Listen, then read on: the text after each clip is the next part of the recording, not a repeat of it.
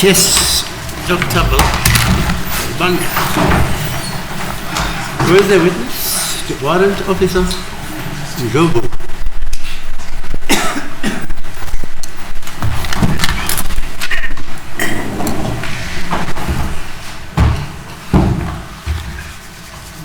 You know what? Hello? No, I was just... Yeah, no, it's okay. I was just trying to tell him.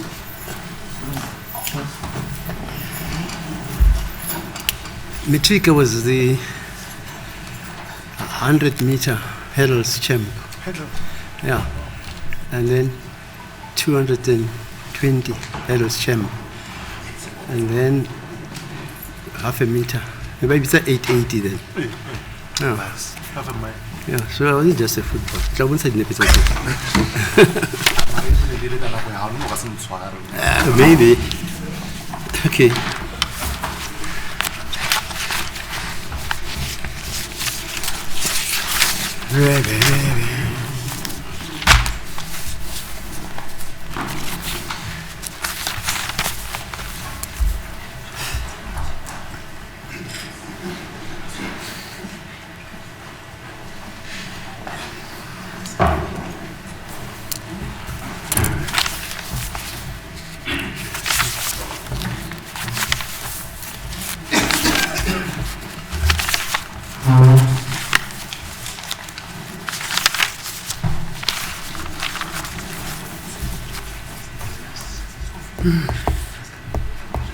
Yeah.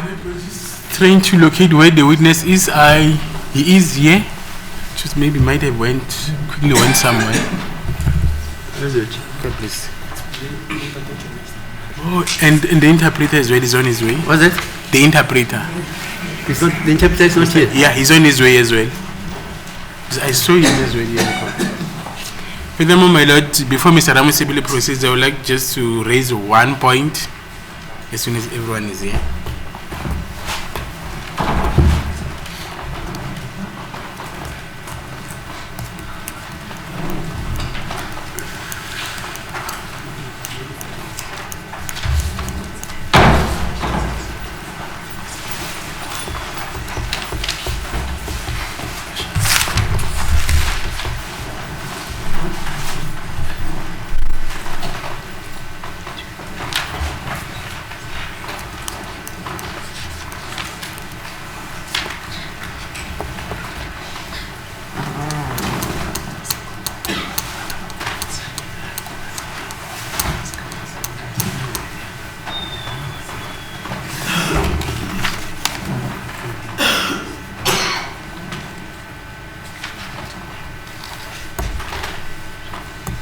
Yeah.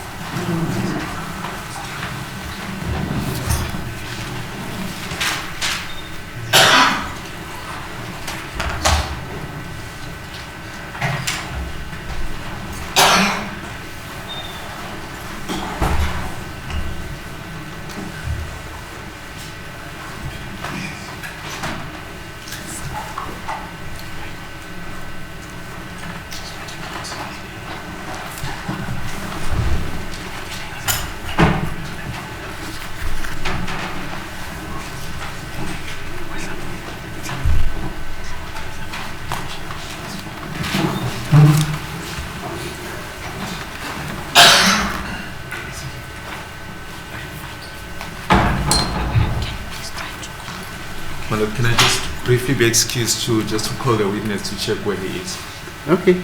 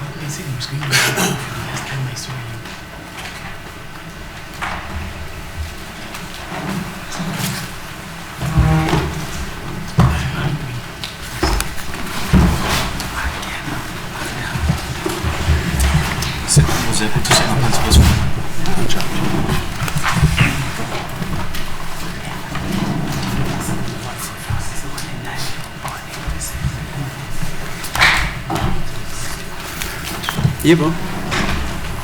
As the court pleases, my lord, the witness is now before court. My lord, after I raised what Mr. Ramosibile termed a laughable objection, I just want to add an addendum to that objection, and it's just 2 sentences from what Sergeant Mokhane said when they went to also search at Puking with the accused number 2. He said, the date of the record is 2 November 2023 on page 41. We conducted the search in his presence. There were some hoodies of similar colors, but we did not find the one that has the color that is in the picture. This court pleases. As the court pleases, my lord, sorry, Mr. Jonas. My lord, I am baffled by this procedure. I'm still cross-examining. Advocate Siwanda knows he's got re-examination. He's got to take up this aspect with this witness in his re-examination. I'm baffled by this procedure. Yes, Doctor, what's your response? They say... Hence I'm saying I was adding an addendum to the response. What's an addendum? Maybe we don't understand. I'm just adding something on what I've already... adding information on something that I've already made submissions on yesterday. But it's fine, I'll take it up with the witness further, my lord. But it was in response to the objection, my lord. The laughable objection that I raised this. The laughable objection. Okay. Yes. Let's call please. Mthushisi bephunywe phendula ke kwenkulumo yayizolo ke usithi ke ufunda kwirecord la nge-2 November 2023 okwakhulunywa uyena ke uSergeant Mokhane kodwa ke bengingasakufundi ngoba ke ummeli uye waba nenkinga ngalokho. Yes, as the court pleases, my lord, that may I proceed? Good morning, warrant officer. Morning, advocate. Now, yesterday when we adjourned, we were on photo that is on page 8, which is 2534. And in fact, we were done with that aspect.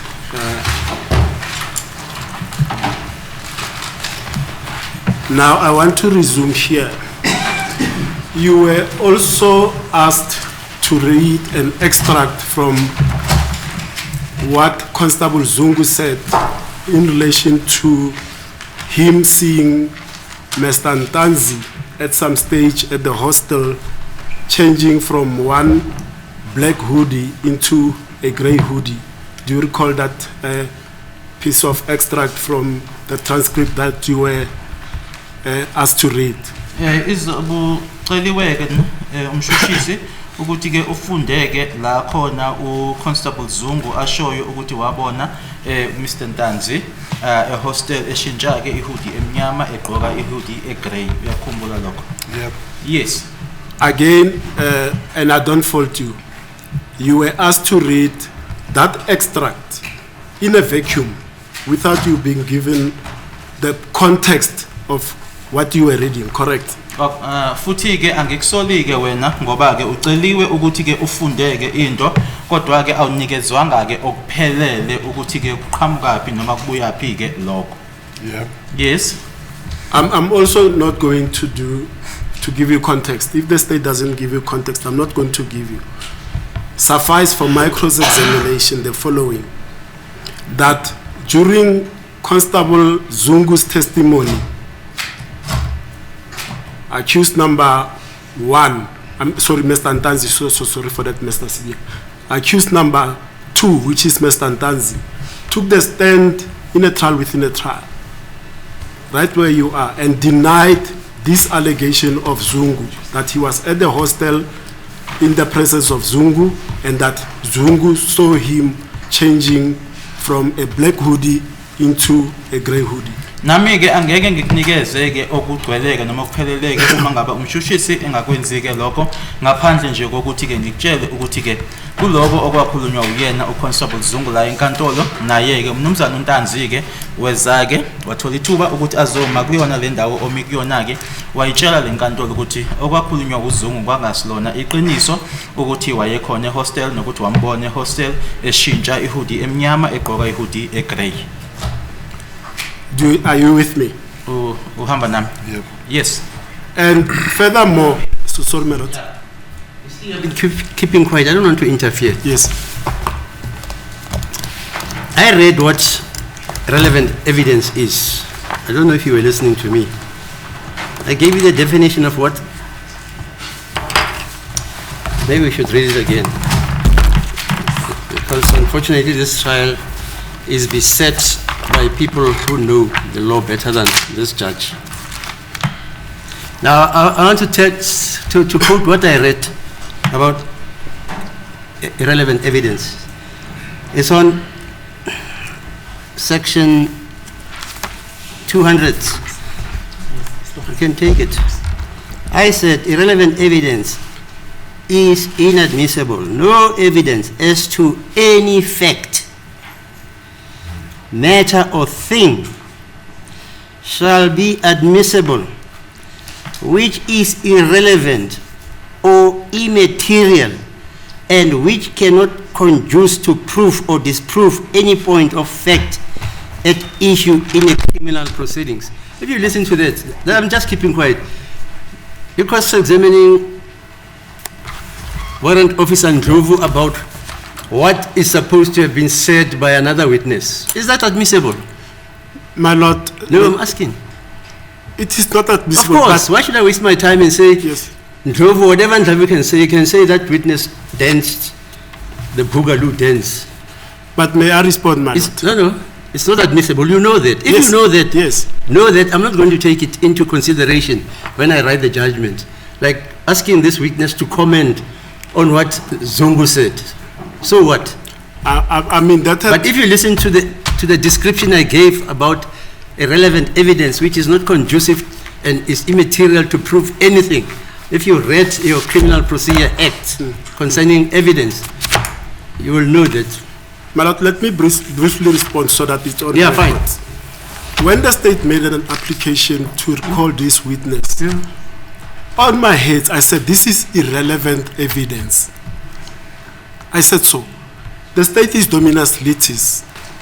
They've gone on this trajectory, and if I sit down, my fear is this: later on they'll say I never crossed on this and I let it slide. Yeah, not this judge. Anyway. Yes.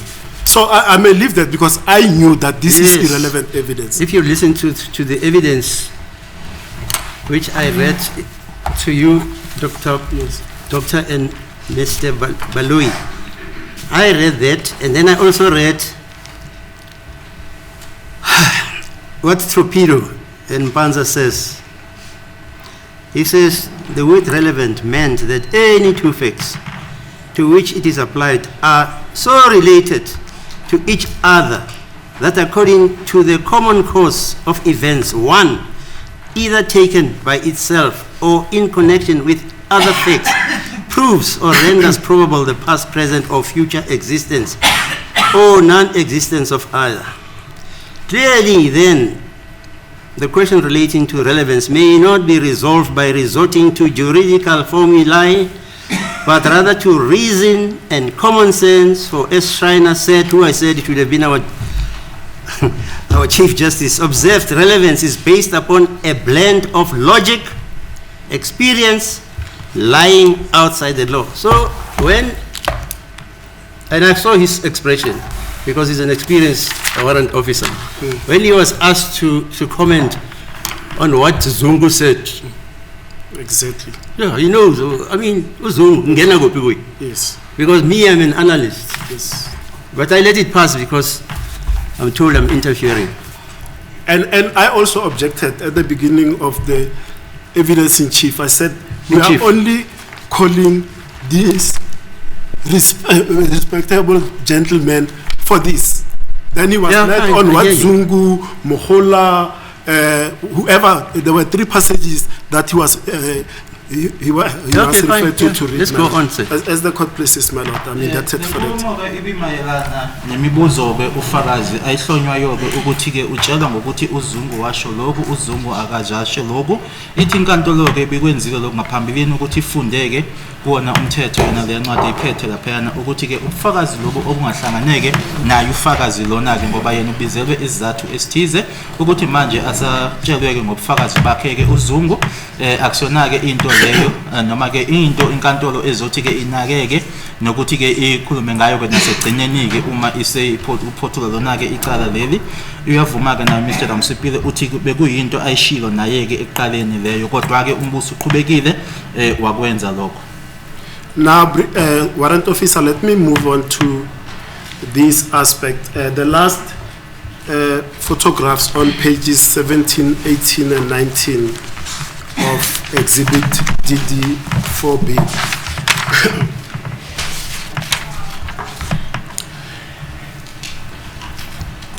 Now, these are the photographs that contain the depicts Mr. Sibiya, who is accused number one, and the last one, it's firearms and bullets at the back. You remember that? Yebo ngiyakhumbula-ke le ithombe ngikhuluma ngazo lezi ey'ntathu-ke zokugcina ey'mbili-ke zinaye-ke umnumzane uSibiya bese kuthi-ke esokugcina ilesi esiney'bhamu ney'nhlamvu. Now, on this one, Mr. Ntanzi instructs me as follows, and that should it be necessary for him to testify, he will come and tell this court regarding these three photographs as follows. Uthi-ke umnumzane uNtanzi uma isidingo singakhona-ke mayelana nale y'thombe lezi ey'ntathu-ke uzoza azosho lokhu okulandelayo. That he does not know how the photos of Mr. Sibiya, that the photo 17, 18, came to be in his SD card, as he did not share photos with Mr. Sibiya. Ukuthi-ke akazi ukuthi kwenze kanjani ukuthi iy'thombe lezi ey'mbili zakhe umnumzane uSibiya zibe khona-ke kwi-SD card yakhe ngoba akaze-ke badluliselane iy'thombe yena naye umnumzane uSibiya. I'm listening. Okay, and furthermore that he does not even want to proffer an explanation in this court as to how they ended up in his SD card, as that will be later on be held against him. So he does not know, and he doesn't want to prefer a speculative answer on this aspect. nokuthi ke akafuni nokuthi ke achazeke ukuthi kwenzeka kanjani ukuthi ithombe lezo libe khona ke kwi SD card yakhe ngoba into leyo isingasetshenziswa ke manje ke ngakuyena ngakho ke uthi ke akazi nje ukuthi kwenzeka kanjani ukuthi libe lapha yana ithombe zikaSibiya. I'm listening. And regarding photograph 19, the one with the firearms and the bullets, he says he has never downloaded photographs of this nature in his cell phone or in his SD card, and as such, he does also don't know how this ended up in his SD card. Nokuthi futhi ke mayelana ke nesithombe lesi sokugcina u19 yilesi ke esineyinhlamvu kanye futhi ke nazo ibhamu naso ke leso sithombe uthi akazi ukuthi kwenzeka kanjani ke sibe kuyona ke ifone yakhe noma ke iSD card yakhe nanjengoba futhi engakaze a download lesi sithombe. I heard you. That will be my interaction with you on these photos 17, 18 and 19. Iloko ke ngakusho kwena ke mayelana nale ithombe lezi ke u17, u18 no19. Now regarding the balance of the photographs, Mr. Ntanzi does admit that the person depicted there on it's him. Mayelana ke nezinye ithombe lezi ke uyavuma ke uNtanzi uthi yebo umuntu loyana ubonakala kuzona uyena. And the features as you place them on record as well, those are his features as depicted on those photos at the time they were taken. Naloko kushilo okuchazileke uthi ubona lokho kwisithombe nalapho ke uyavuma ke ukuthi yebo impela ke uyena loyo futhi naloko kushilo ukuthi ke ikona okubonayo ezithombeni. Now, warrant officer, you've testified that you have analyzed, I'm not sure where, did you also do the downloading or you only did the analysis? Ingabe ukudownloada nakwakwenza okanye kwaba nje ucwaningo kuphela ianalysis right? Did you do analysis? Wenza ucwaningo wenza No, my lord. I was listening. This old man listens. He says he never did any analysis. I explained. Ngichazile Into engayenza i-extraction yale CD esikhuluma ngayo la. what I did was the extraction of the CD that we are talking about here. And then mangikhumbula kahle izolo ngibuza ukuthi ithombe le album ya prepare bana. I said akusimangazi. And yesterday I was asked as to who prepared the photos as well as the album, and then my response was I don't know. And then ukuze ngize la bengicabanga ukuthi ngizobuzwa ngeauthenticity yale CD engiyenzile. Coming here, I was under the impression that I would be asked about the authenticity of the CD that I cut or that I made. And then no confirm ukuthi lezithombe njengoba bayenzile analyst la is the ones ezikule extraction engiyenzile of which yilokho engikwenzile. And also be asked about the photos that are here, whether are the photos which I did an extraction on, which is what I did. So nami ngathi sengiyadideka manje ukuthi kahle kahle ngisiwaphi. I'm also now getting confused as to where exactly am I being taken to. So owami umbono engawusho la kunkosi yenkantolo. My viewpoint, on my view, what I can convey to the court. Engicabanga ukuthi sengishilo i-extraction yami ukuthi ngiyayiqinisekisa ukuthi iyo njengoba injalo. That I do confirm that my extraction is indeed, in other words, it is the confirmation of my extraction. Engingana nkinga mangabe bafuna ukuyiconfirma whoever angeza ayiconfirm sibone ukuthi iyamatcha yonke and then into engiyishoyo. And I also don't have a problem that whoever would like to see that or to come and confirm that as to whether indeed does it correlate or does it match, or whether it is what I am saying. Izolo ngiphinde ngabuzwa futhi nge-chain of evidence of which ngiphinde ngayichaza futhi njengoba iphelele, so angibonanga nine challenge kuyo. Yesterday I also explained the chain of evidence. I also did not see any challenge in it. Manje ngaloko bengicela inkosi yenkantolo naye ikubukisise lokho ngoba ukuthi ngiloku ngiyale nale kube i-chain ayini challenge i-data yami ani-challenge and then nami kuyimi niyangidida. I would like the court to also look at that, because if my chain or the chain of evidence, my chain of evidence is not being challenged, my data is not being challenged, so I am also now getting confused.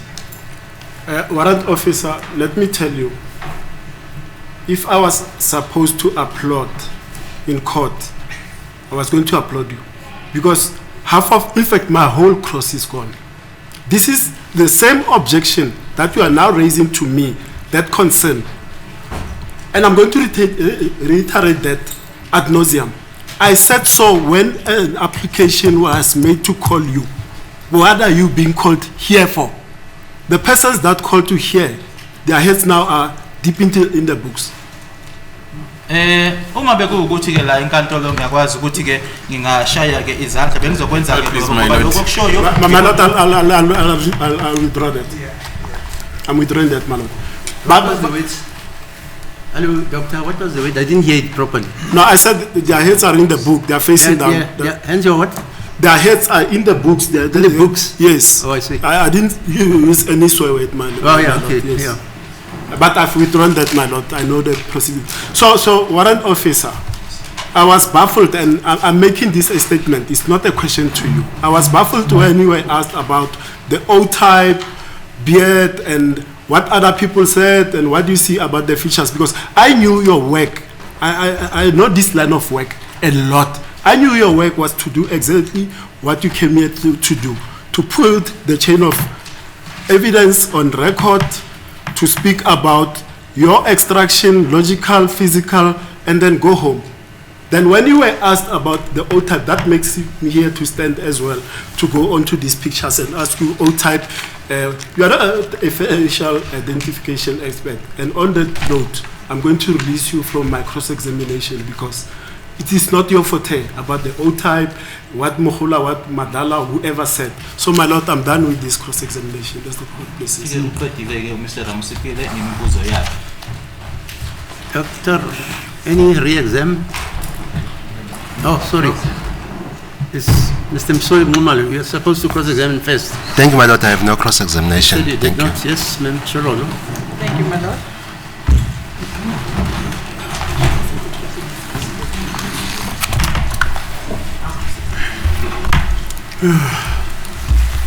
Mr. Ndlovu, I have very few questions for you, just for me to understand the relevance of your evidence.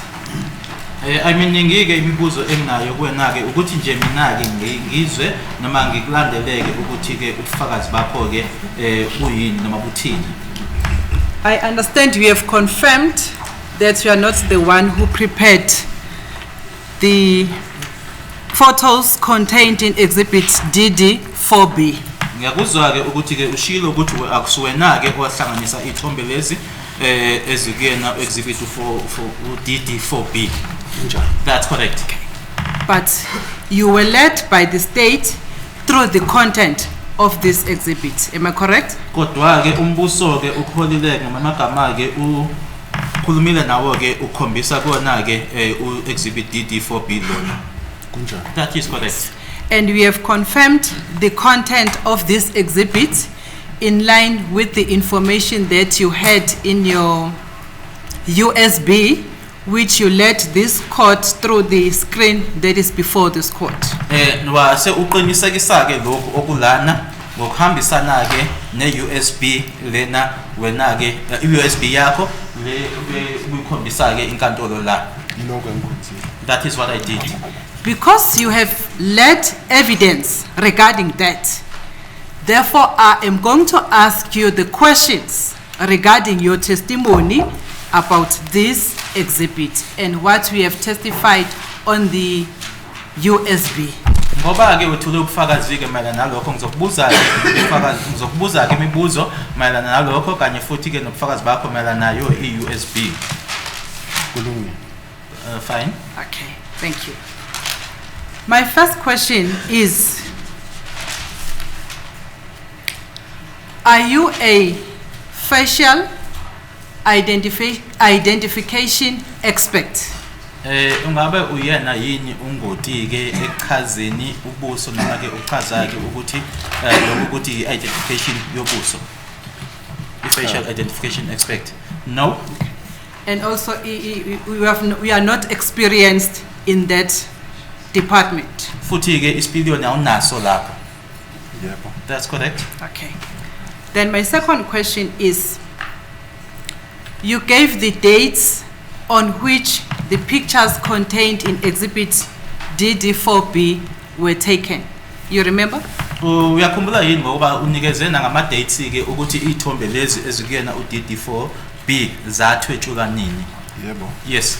You'll correct me if I am generalizing wrong, but from these few pictures, you testified that they were taken in 2020. Am I correct? Uzosho ke uma kuukuthi ke lokho ngikushoyo ngikusho ke wrong noma ke kuyiphutha ke kodwa uma wethula ubufakazi ushilo ukuthi ithombe lezi ke ezango 2020. Njalo. That's correct.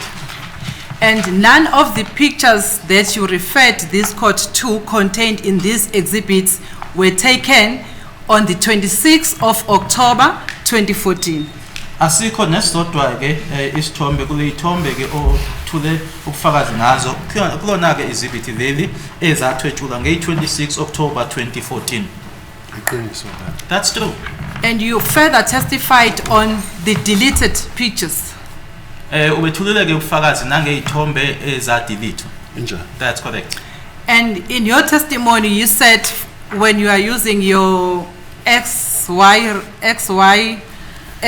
thing, when you are retrieving the information, you are able to detect even the pictures that were deleted. Is that correct? Ushilo ke nokuthi uma ngabe ususebenzisa yona ke noma sothi XRY noma ke X-ray ukuthi uma ususebenzisa yona ke uyakwazi ke nokuthi ke uthole ke ithombe lezi ebese icishiwe. That's correct. No. So- Factually, scientifically, that can't be true.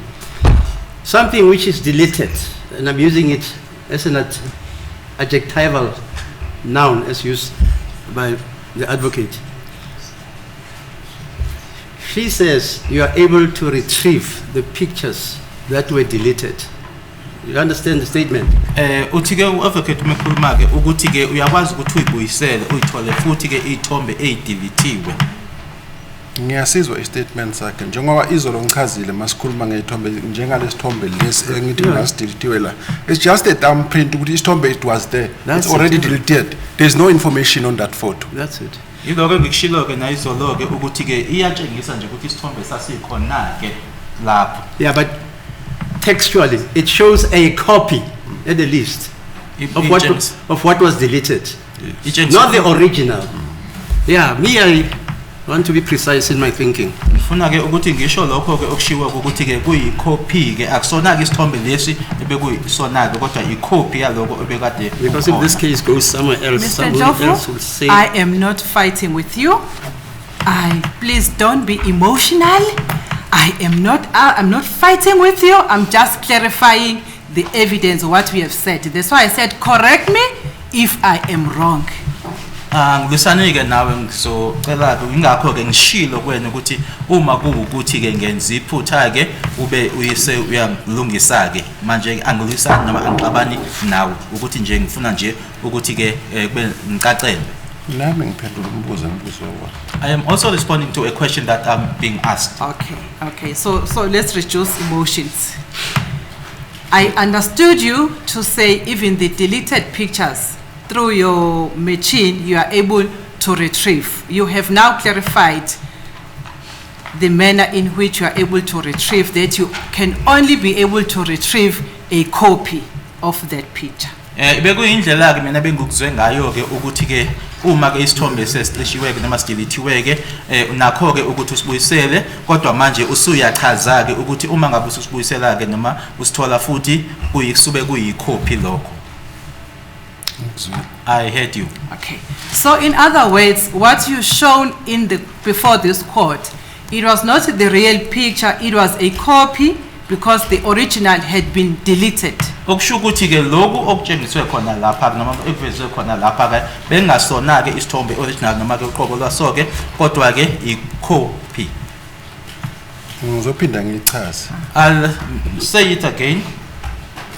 lento uma ngabe isithombe esidilithiwe is just a print ekhomba ukuthi isithombe besila and then sidilithiwe yingakho singana le information engenzansi ukuthi asithethwe nini and the stuff and the stuff and the stuff.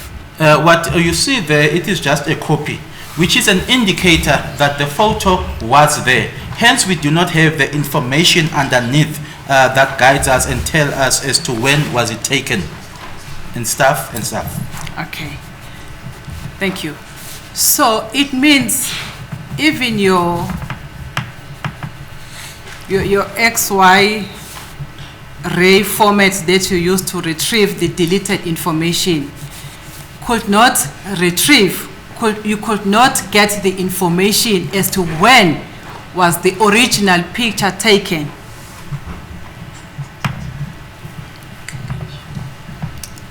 No, I'm sorry, just something that's, I just got a note, my lord, so I just missed the question. There's an interpreter that is not, the Okay. court is not proceeding in GA. Can I quickly attend to that? Just 5 minutes, my lord. Okay, fine. My apologies. No problem.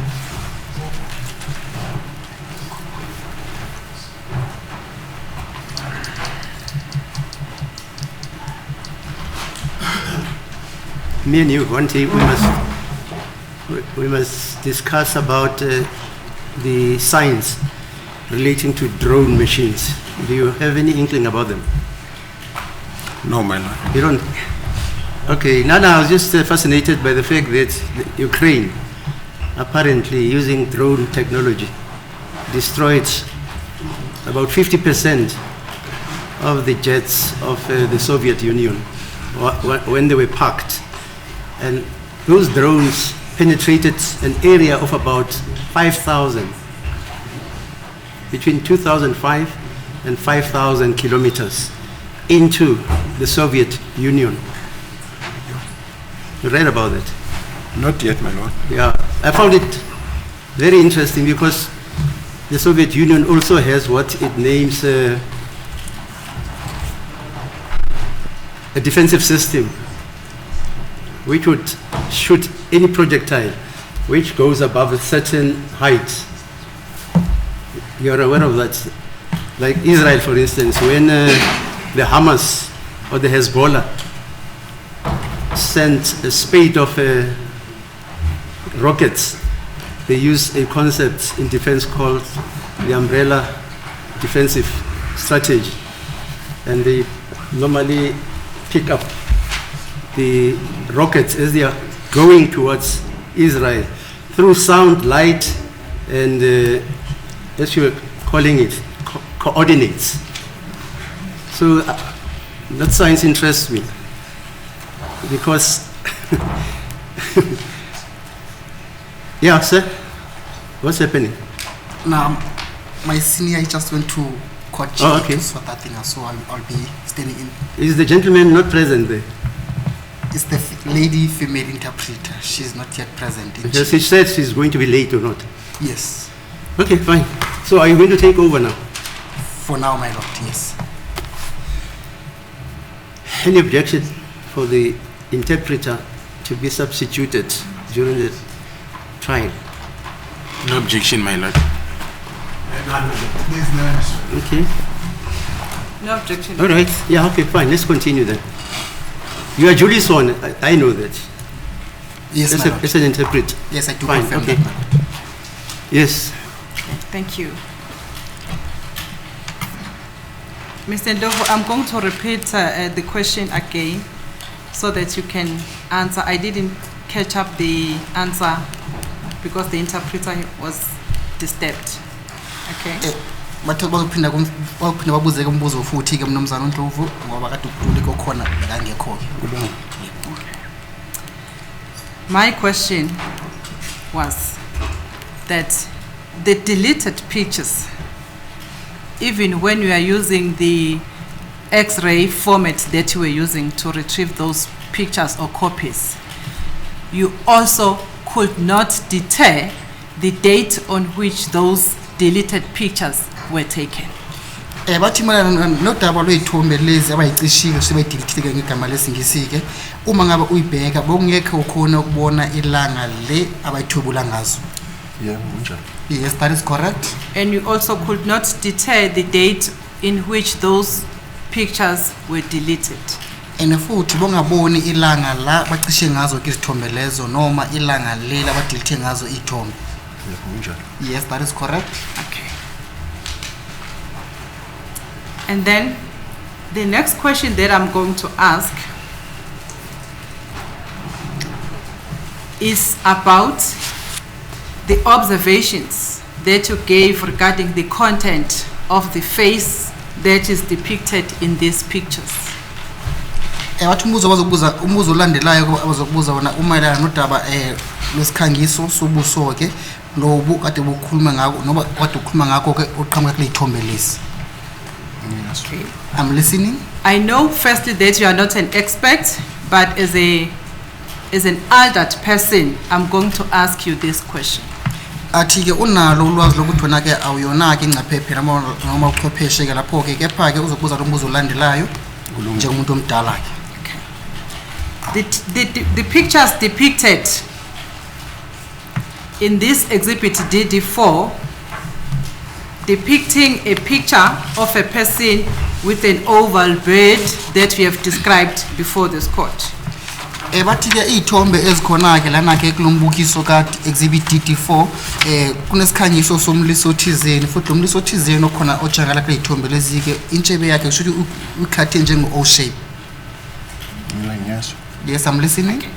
So even that explanation that you gave to court of the description of the oval beard and the description of the hood and the hair that were appearing in some of the pictures. You understand? Wathi ubuza kumuza nodaba lwehudi futhi nangendlela umuntu akhona egunde ngayo ke intshebe yakhe sibathi O shape ke loyo ke futhi nangendlela lakade egqoke ngayo isigqoko kule hood yakhe yakuzwisisa lokho? Ngiyakuzwisisa. Yes, I'm listening. You cannot be able to tell this court that this is the picture that resembles the person during the period of October 2014. Bathi angeke utshele inkosi yenkantolo ukuthi ke lesithombe salomuntu okhona ngalana ke isithombe sifana machine nomuntu kade akhona ke ngelanga la nge-26 zaka October ngomnyaka 2014. Iqiniso eliphelele. That is the honest truth. Okay, thank you. And also the fact that I'm going to accept the date that we have testified about here in this court to say these pictures were taken in 2020. Athi uzolamkela ke ilanga lelo bokhulume ngalo ke ngesikhathi ukuthi ithombe lezi ke bayithwebula ngomnyaka ka 2020. So also as a human being you cannot then say because these pictures this person looks like this during the period of 2020 when these pictures were taken, it means resembles the same features of the pictures of the same person during the period of October 2014. Now the witness is invited to argue. It's an unfair question to the witness. Let's go, please.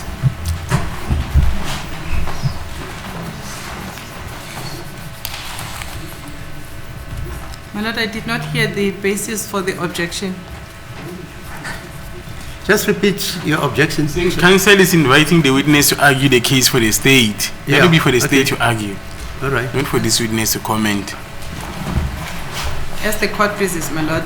My Lord, if I may respond,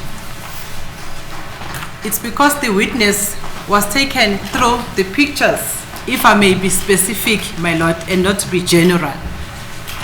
Through exhibit DD4A, with the comparison of a picture, my Lord, which was of an identification kit, which was taken in 2014, and the witness was led regarding these two pictures, my Lord. What does it say about the one picture which was in the identification parade? This witness, what does it say about it? My lord, the witness was asked to give description of these pictures to say Not the clothing or the apparel. yes, to give the identification of these two, and the witness even Is it said the clothing or the facial? he Because gave you're arguing that it's not a facial aspect. he gave both, my lord. Facial. Yes, my lord. And then the apparel also is not an expert on identifying apparel. Apparel. Yeah, put it to him. No. When you say wearing a toga or a robe which is gray and red, Yes. it's putting it to you that you're not able to identify that. No, my lord, but that's not my question for now. For now. my I lord. thought you said even the apparel, you can't be able to identify it. No, I my see. lord. No, Okay, my- fine. My lord, I was responding to the objection, my lord, to say the reason why I am entering into this field of evidence is because the witness had been asked to comment on these pictures, my lord. Yeah, fine, go ahead. Thank you, my lord. kade kuza kumeli mana nodaba ke lesithombe ke ngamashila lapho sikhona ke lapho kumbukiso ka DD4A lapho kade khona ke isithombe sathubulwa ke lapho ke esikhona ngaphakathi kwale kit kade bethi khona njalo umuntu lo kade ejakala ngendlela lena ke ngonyaka 2014 futhi bekabuza kofakazi mana nesithombe leso ngesikhathi kade khona phakathi kwesithombe sango 2014 futhi nesithombe sathubulwa ngomnyaka 2020 ke lapho ke laba bathi khona ufakazi kade bebuza imibuzo manqamashima nodaba loloko lesithombe leso. Are you listening? Thank you. And I even said, I am asking you this question not as an expert, not because you're an expert. I am asking for the general information as a police officer. You understand? Athi ke ukubuza lo mbuzo ngoba ke wena ke yazi ukuthi wena ke awuyena ke uchwepheshe kepha ukubuza ngoba ke wena ke uyiphoyisa futhi umsebenzi wezesiphoyisa. If you have no answer or you have no response, you can just say so. Athi uma ngaba ungenayo into ongayikhuluma noma mthanda impendulo mayana nombuzo lo ke kumele usho nje njalo ukuthi cha anginayo ke impendulo mayana nodaba lombuzo obuzile. I am listening. So my question is because you were asked by the state. You remember this exhibit? Bathi kade ubuzeke umbuzo ithimba labashushisi noma umshushisi mayana nalofakazi okhona ke lapho lombukiso ka DD. Ngiyabona sesithombe lesathe kutshengisa sona ummeli baba. Yeah, ngiyakhumbula. Yes, I do remember. Then my question is, can you say, because this person, One minute, I'd like to approach Mr. Ganza.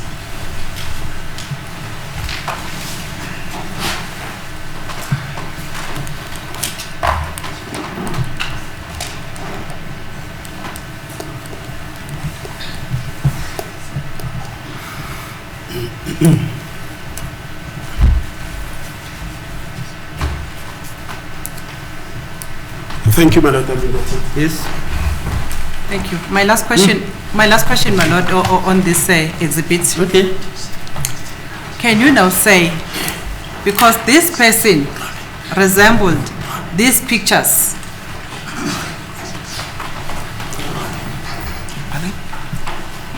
then it means it's the same person as this picture, same picture on the same exhibit. It was reddish when you testified about it. You remember? And we know this one was taken in 2020. This one we don't know, but it was identified as the person who resembles these facial features during the period of October 2014. Bathi kule thobo lezi ezimbili ke khona ke udaba angathanda ukuthi akubuze ngalo ke ukhumule khona nje ukuthi wena ke ngesikhathi ukukhuluma njalo kula uthize khona ke umbala obomvu ukhithekile mhlawumbe ubomvu kade khona kule sithombe lesi. Wathi sithombe sokuqala lesi singalana esandleni sokunxele. Uma ngabe usibhekile kwasithubula ngomnyaka 2020. Kepha isithombe sesibili ke sona ke sithombe kade besho khona njalo ukuthi abazi ukuthi basithubula ngasiphi isikhathi noma sathathwa nini ke lapho ke. Kepha bathi lo muntu ujangana njengalomuntu kade angenile akho lapho lelikhaya ngiyana. Manje umbuzo ukuthi ingabe uyakuvuma ukuthi lesithombe lesi esikhona ngalana ke lesi eselana la gqoke khona ke ngobe bovu umuntu wakhona ke futhi lesithombe singangeni. Lesithombe singangeni ngabe siyafana namashina lesi ngoba lo muntu okhona kule sithombe ngabe uyafana yini?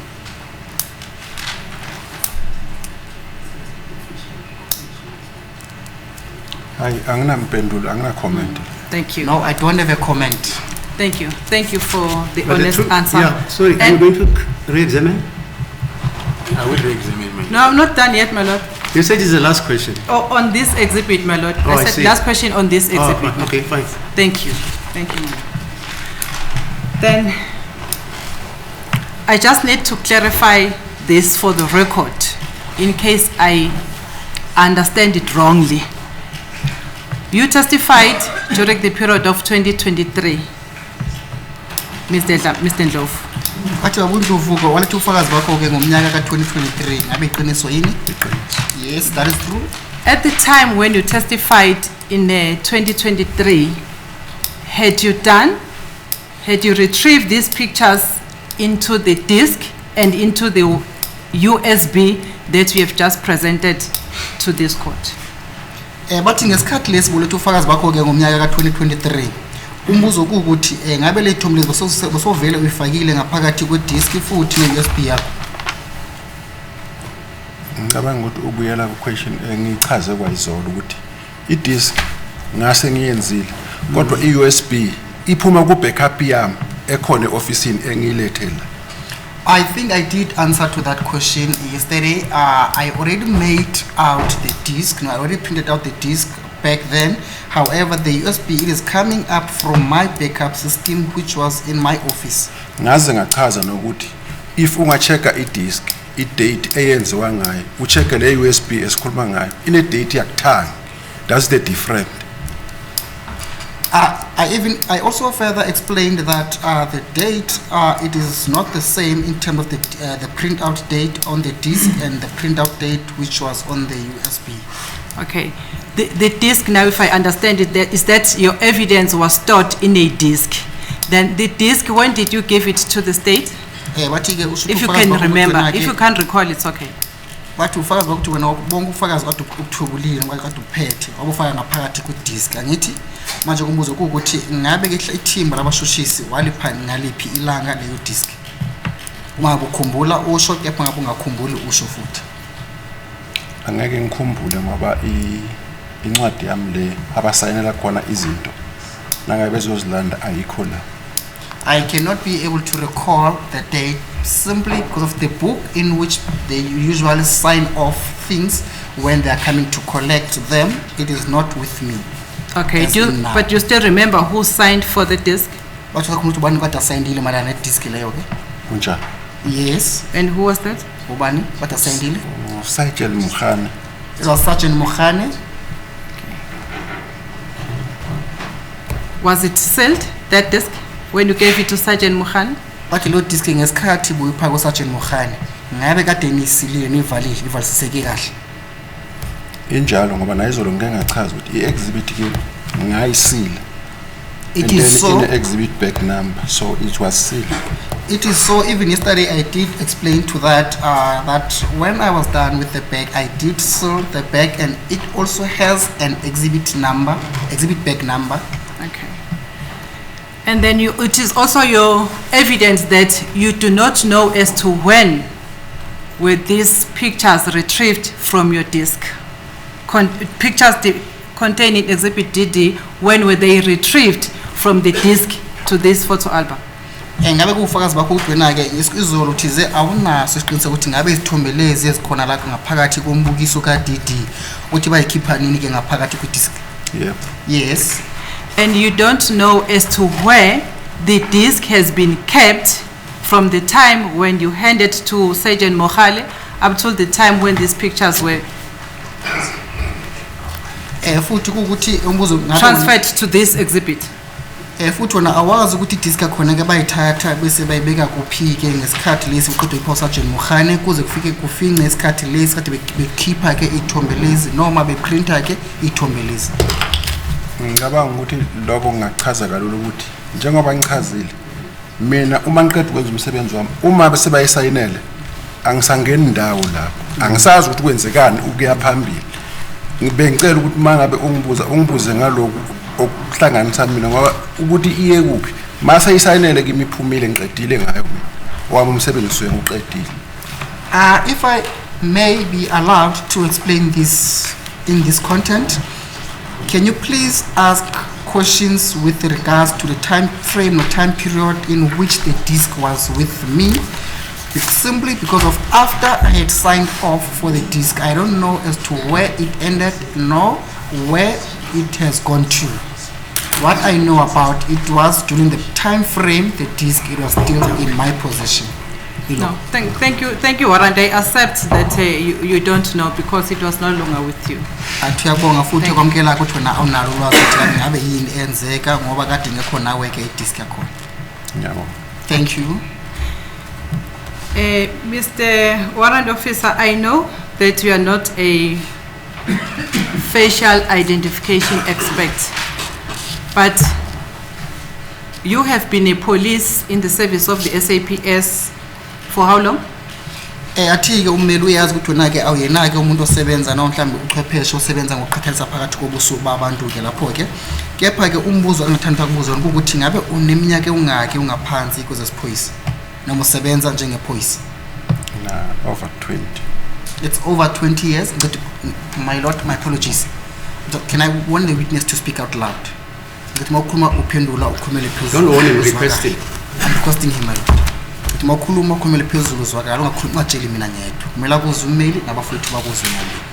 Okay. Yes, Lord. Yeah, it's about 20 ngikhumbula. I think it's around 20 years. I can't remember exact. Okay. The question I'm going to ask it because you have just been a police officer generally over the period of 20 years. In your experience as a police officer, do you know that the pictures are capable of being edified? I'm not sure whether I'm using the correct word, of being edited. Oh, thank you, my lord. Of being edited, the pictures. I'm not talking about your skills. I'm asking general that are you aware that pictures, they are capable of being edited? Athi ke kule minyaka yakho onayo ke noma kule sipiliyoni sakho naso ngaphansi kwezesiphoyisa, ingabe unalo yini ulwazi lokuthi izithombe esikhathini esiningi bavama ukuthi babazijobelele usho ukuthi bavama ukuthi mhlambe lapho ke ba edit ke bomsebenzisa ilimi lesingisi? Nginalo. Yes, I do have a knowledge of that. It does happen. Kenzeka yini lokho? Yebo kunjalo nami ngiyakhona ukukwenza. Yes, it is so, and I am also able to do that. To edit pictures. So to ujobela izithombe, edit izithombe ngesingisi. Yes. Thank you, my lord. I've got no further questions. Okay, yes, any re-examination? As the court, please.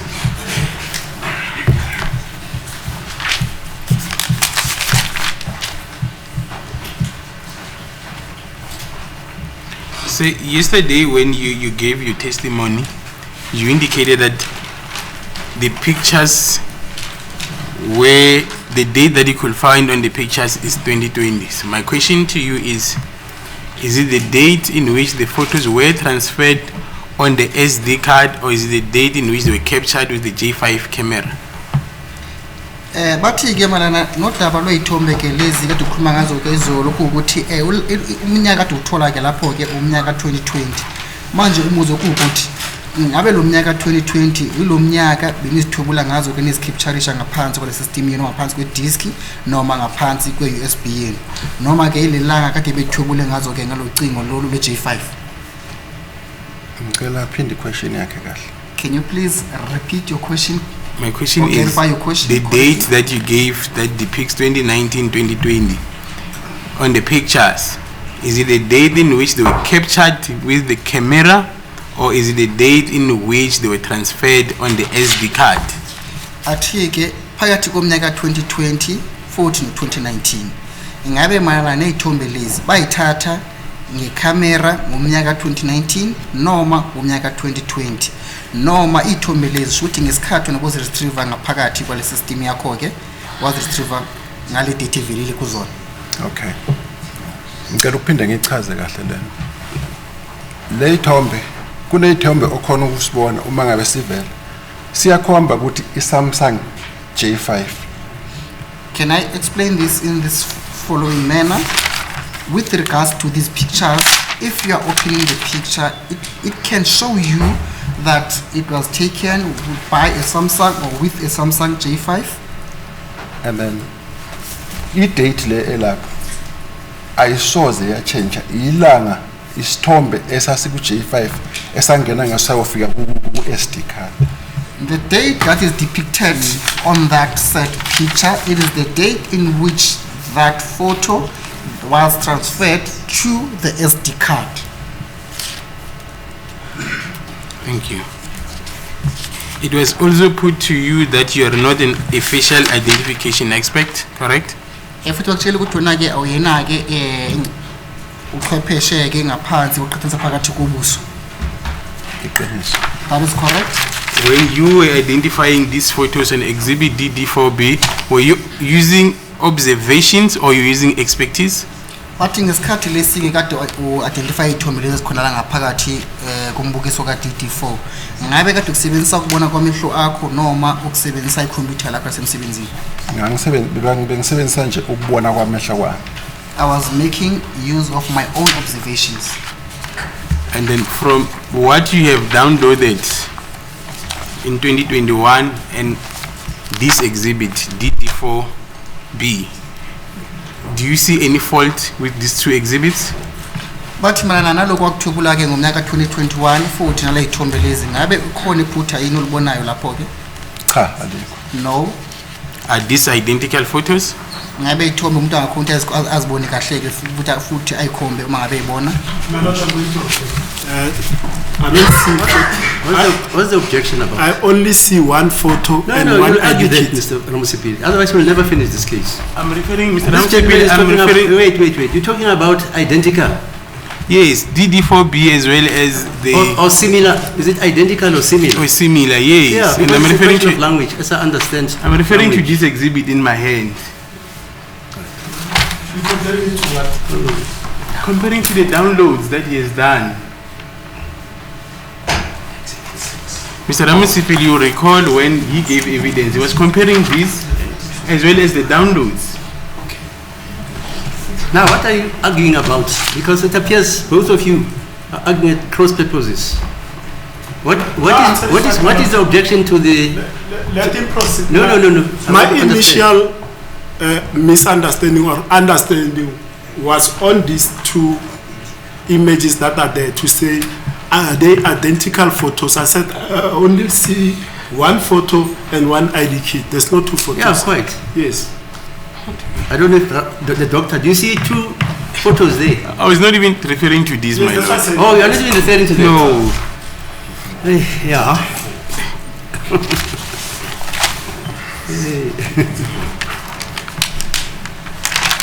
I thought all of us sitting in this court know that this is a graphic representation by Mrs. Steenkamp.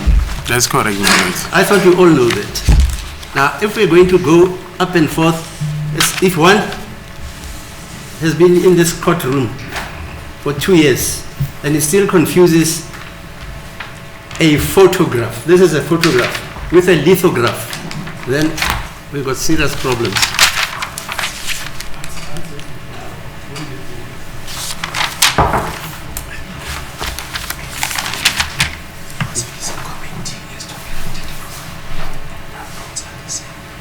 Yes, you're busy giving a comment. Can you proceed regarding the downloads and exhibit DD4B? Bathi la usakhuluma ke baba baba warrant officer Ndlovu lama la nethombe kade udownloadile futhi nalama exhibit la. Engicabanga ukuthi bese ngikwenzele ngizophinde ngikwenze ukuthi mina engicabanga ukuthi umsebenzi wami ngiwenze ngokuthembeka nangobuqotho ngoba What I can say is that I did my work with my utmost best and also trustworthy. engicabanga ukuthi nomuntu ohleli la uzokubona lokuthi konke bengikusho bengikhuluma ngokuthembeka nangobuqotho. And even each and every person that is seated before this court will see that I have done my work accordingly to the best of my ability Ngoba and also with honesty.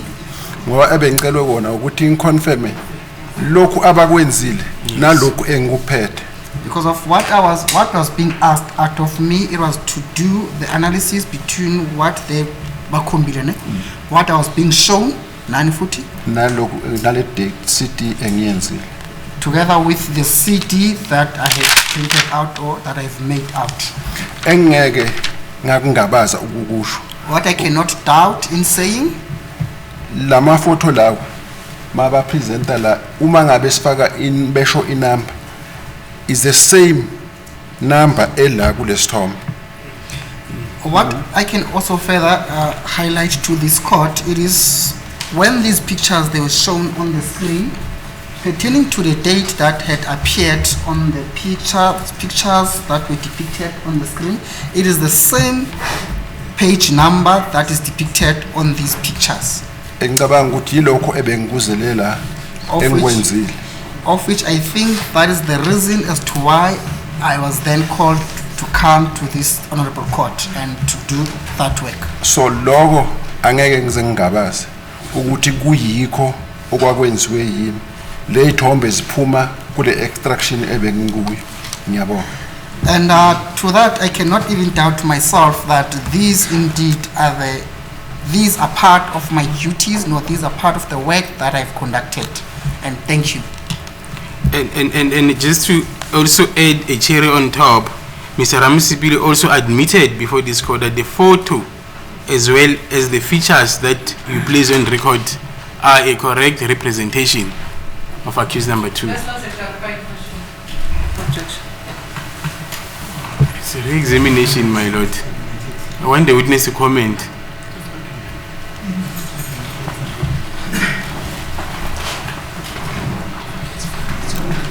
It's not a clarifying question. What is it, ma'am? Inshallah.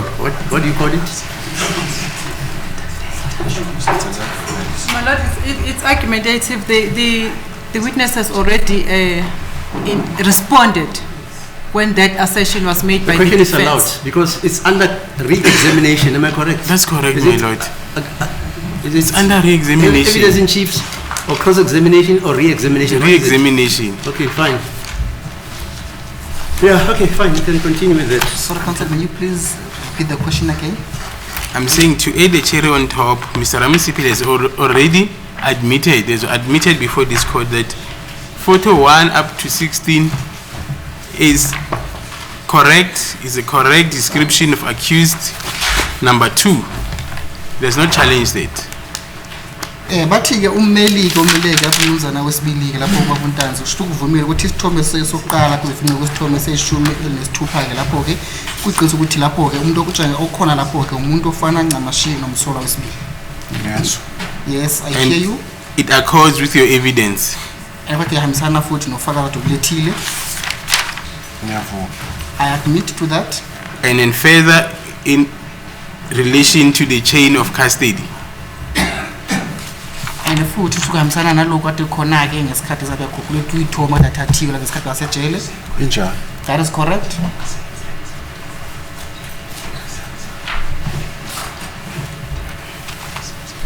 Can you also clarify that in terms of the metadata that I took you through yesterday, the photos that were shown to you yesterday as per your downloads were taken with the Samsung J5? Athi mina nodaba lwemetadata kusho ukuthi ithombe lezi ekutshengisa zona ke elangeni endlule elanga la izolo ukuthi bayithwebula ke ngocingo noma umakhalekhukhwini abambiza ukuthi J5. Kunjani? That is correct. No further questions, my lord. Yeah, okay, me, I suffer from astigmatism, meaning my conceptual vision is defective when it reaches a certain length. Angiboni kahle mangijongisisa ekudeni. That's why I put on spectacles, okay? Is there anything wrong with your eyesight, sir? Inkosi enkantolo ithona ke uma ngabe ikhuluma ngayo ke yona ke uma ngabe ibuka ekudeni ke ayiboni kahle ke kepha uma ngabe fake ke ibuko kulabona khona ke kahle athi manje umbuzo ukuthi ngabe ikhona yini inkinga malana namehlo akho mnumzana? Cha, anginayo inkinga. No, I don't have any eyesight You problem. don't wear spectacles. Ogqoka ibuko zamehlo. Hayi nginosigqoka mangisemsebenzini kodwa anginayo inkinga yamehlo. I do put on my spectacles, eye spectacles at times. However, I don't have eyesight problem. Okay. And then when you're driving your motor vehicle, Moshayile moto? No, I don't put on my eye spectacles. okay. Thanks. Like I said, me, I suffer from that. That's why I use this gadget. You don't use any gadget to read, for instance, to view or read what you see in this document, DD4A. I'm not making use of anything. No, Okay. Of any gadget. Okay, thank you. Is that it, sir? Right, with this witness. Indeed so, my lord. Thanks so much for your assistance. Bayabonga ke mnumzana ngesikhathi sakho futhi ngosizo lwakho manje kungakhuleka ungahamba. All right, Officer Ndlovu. Ngiyabonga Nkosi enkantolo. Thank you, Your Lordship. My lord, it's 11:21. Can we take the normal tea break? We try to line up another witness. We just want to communicate with the witness. Okay. So, are you through with the consultations? Indeed so, my lord. All right. State calls Sergeant Mabasa. Sergeant Mabasa.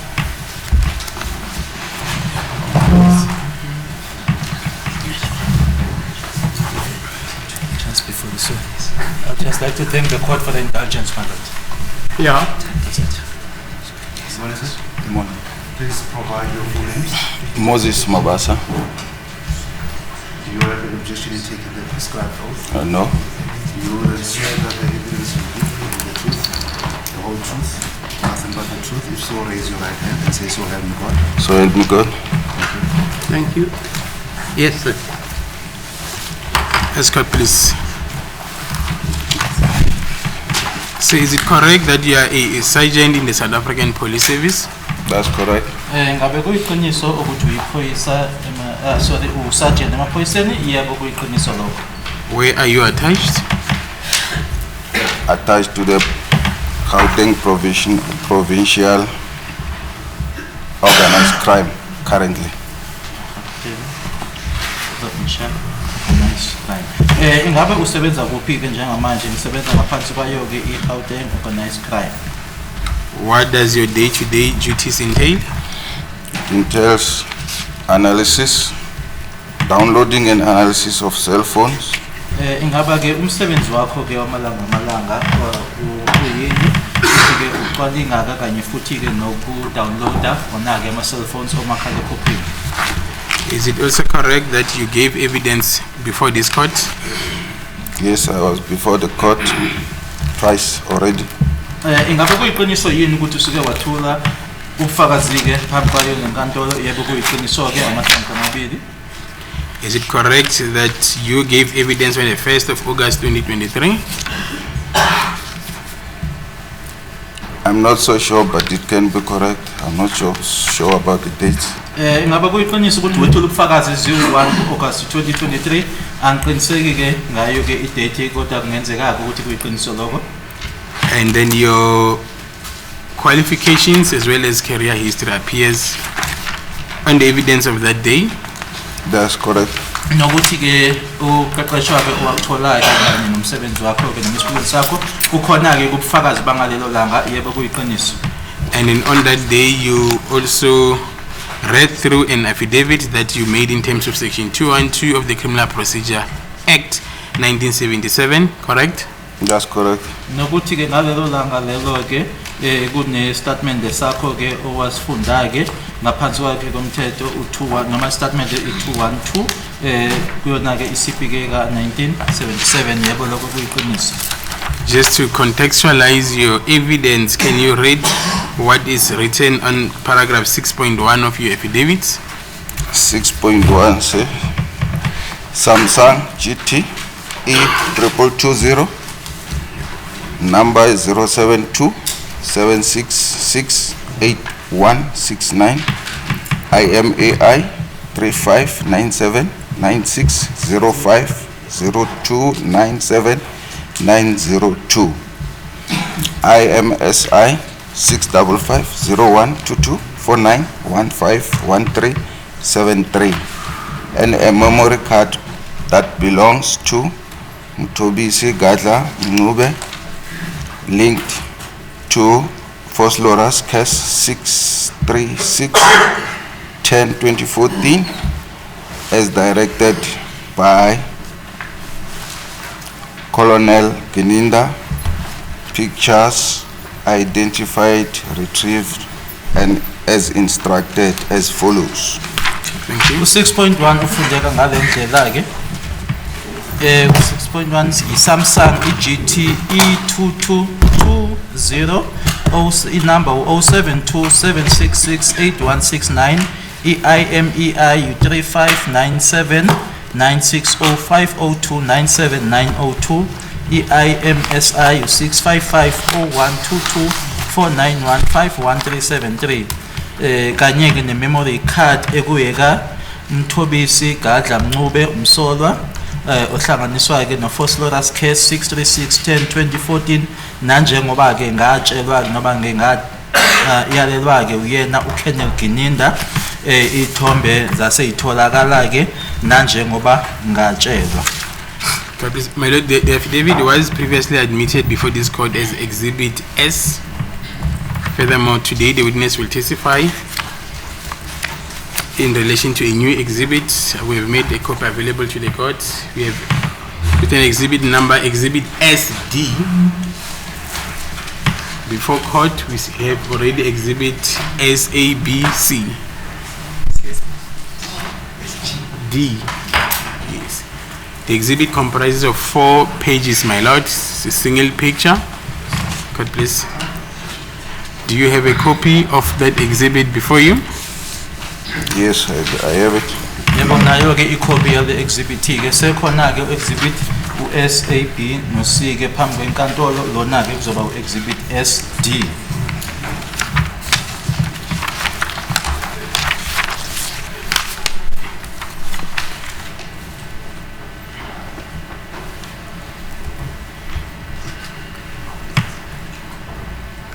Can you then tell the court what is the source of that exhibit? There's a picture. The source, where does it come from? It comes from a memory card. Ungatshela ke inkantolo ukuthi isithombe lesi sibuya kuphi ke sibuya kwi memory card which was on a Samsung GT E2220. I memory card leyo ke eyayingaphakathi ke kwe Samsung GT E2220. I also tried to beam the exhibit on the monitor there. Thank you. Can you now proceed to then place on record what is depicted on Exhibit SD? It's a picture of a gentleman with dreadlocks. Lesi ke isithombe ke somlisa onama dreadlocks. I will say with a smile on him. Nokuthi ke futhi ke smile leke umlisa lo. Wearing a t-shirt, it's brown, black and blue. Nokuthi ugqoke futhi ke iskipa esinombala brown, o black kanye no blue.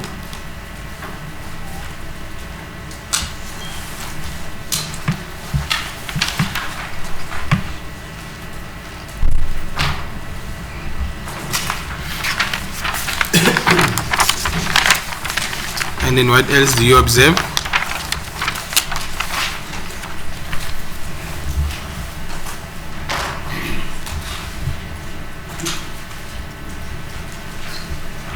I can see on his teeth there's some gold. Ngiyabona ke emazinyweni akhe kunegolide ekhona.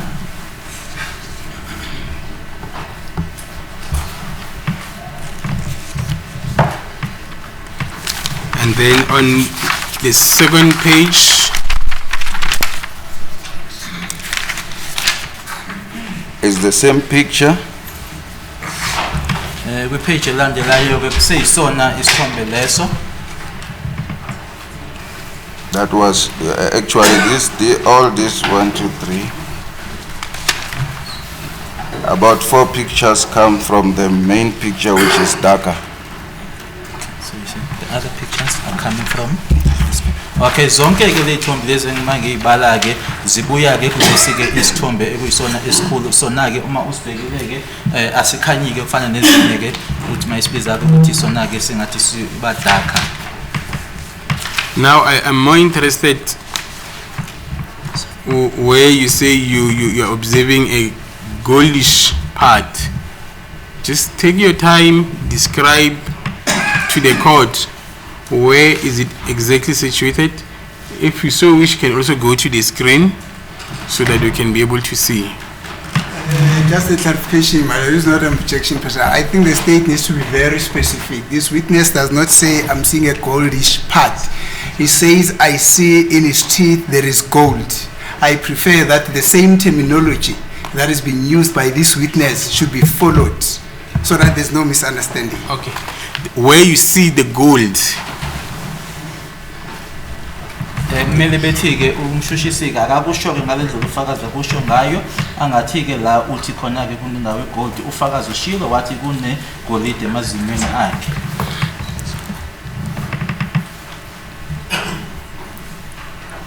On the upper, is it jaws? I'm not so sure.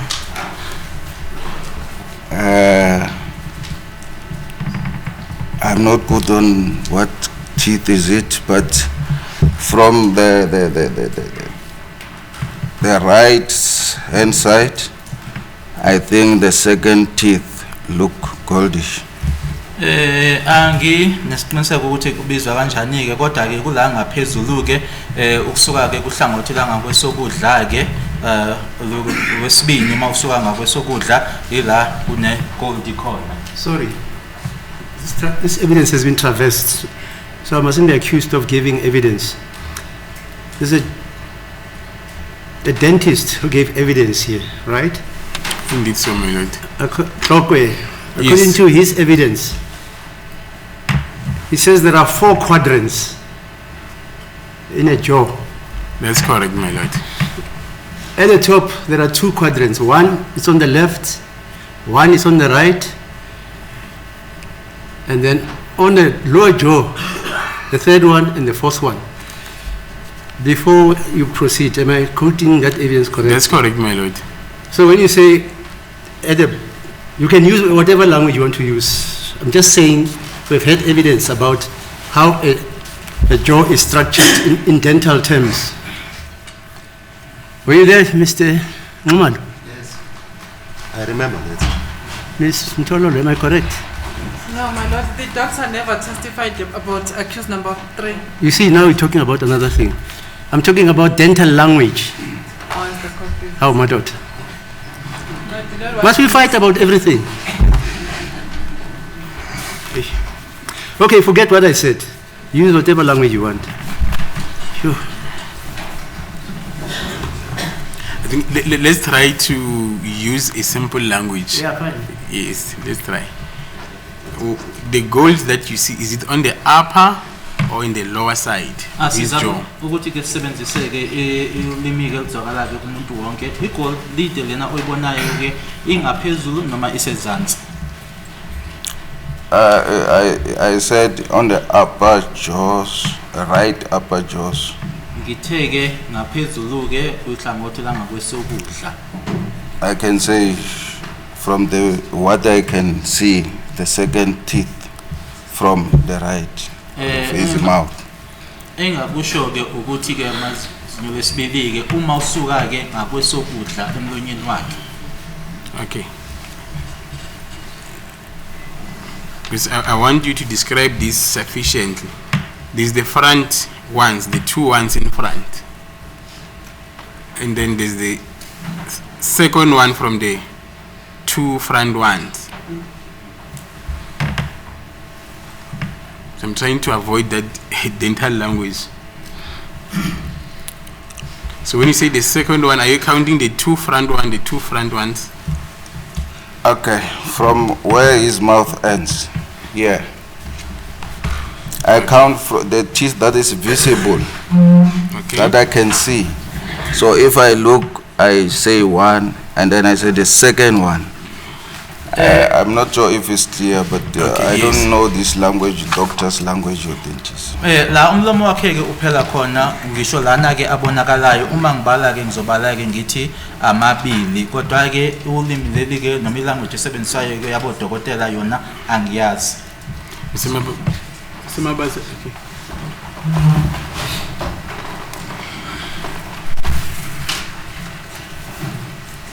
As it please the court, my lord.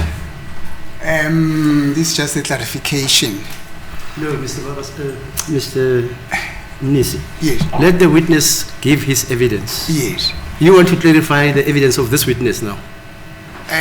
Because So- I want to follow his evidence. Yeah, fine, but Yes. you'll clarify it, cross-examination, no problem. Okay, good. Let him give his evidence. That's the procedure. As the court, please. Mr. Mabas, I know I'm asking a lot from you. Can you just go to the screen so that the accused can see as well? When you said here, where are you referring to? Just try to stand on the side, use a pen. Okay. This is my right side. Take the mic, Mr. Jonas, to him, please. From my right hand, where is mouth at? There. Isandla sami sanga sokudla la umlomo wakhe uphela khona ke noma ugcina khona la akhombe khona. When I count the teeth that I can see, which are visible to me, Uma ngibala amazinyo la mina engiwabonayo, I said 1, 2. Then I'm referring to this one. ngabala ke amabili manje ke can you point again? Ngikhomba, can you point again? Ileli ke engikhuluma ngalo lela likhombile. Thank you.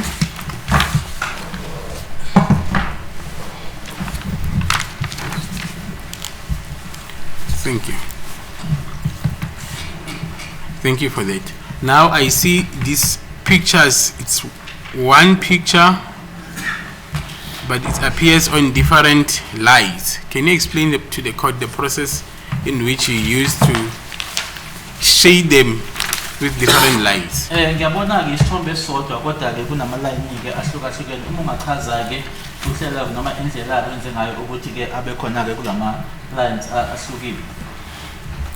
I used a simple snapping tool from the computer to cut from the original picture to different pictures that you see on my exhibit SD. Kuloko kubonaye ke kuyena exhibit SD okuyena lona ke ngisebenzisa ke abakubiza ke noma ukubizwa ngokuthi ke i-snapping tool kuyona ke i-computer yami ukuthi ke ngikhathe ke kuona lama lines ahlukahlukene owabonayo. Then once I have cut that into this page, I brightened it or lightened it to be more clearer using the Office Word. Office Word. Ngitheke sengikwenzile ke lokho ukuthi ke aqhameke noma ke akhanye ngenza ke ukuthi ke akhanye ngisebenzisa ukubizwa ukuthi i-Office Word. And then who prepared this document? I prepared a document as requested. Imina ke owabe sehlanganisa ke i-document leni nanje ngesicelo noma nanje ngoba ngangiceliwe. Who requested you? The request come from the state via the investigating team. Isicelo ke sasibuya kuona ke umbuso ke ukwenza lokho ngethimba eliphenyayo. And then do you know from the investigating team who contacted you? Yes, I know, Sergeant Mohula. Ngabe uyazi ukuthi ubani kwithimba eliphenyayo owaxhumana nawe? Yebo ngiyazi uSergeant Mohula. Do you know the date in which you received the request? Yes, the 2nd of February 2025. Uyingaba uyayazi ni date wathola ngayo lesi sicelo? Yebo kwakungeyi-2 zika February 2025. And then did you then authenticate that photo with the set of data that you had in your position? Which one?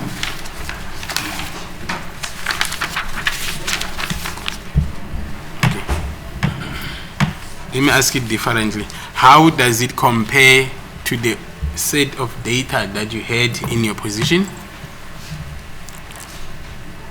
The set of data, which one? This one? I'll show you the original set of data, and then look at the screen again. And then it's appearing on that bundle of evidence as well on page 4. The downloads. Downloads. Let me just avoid the set of data. The downloads.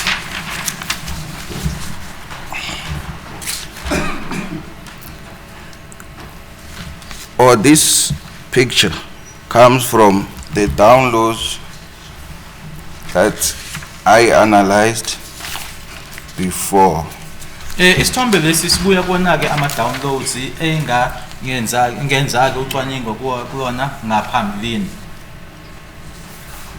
Now, another clarification, madam. Now, I don't know which picture this witness is referring to. The same picture, Mr. Mnisi, the one that is on the screen, the one. What is the exhibit number then? Exhibit SD. SD? Yes.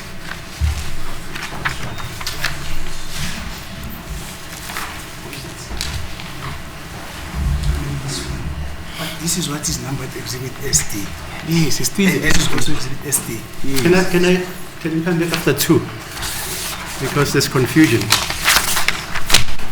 2 o'clock. Consult with whoever you want to consult with. There's no confusion, my lord. Hello? There's no confusion, Mr. No, there is confusion. He's testifying, you are leading him, he's asking questions and clarification.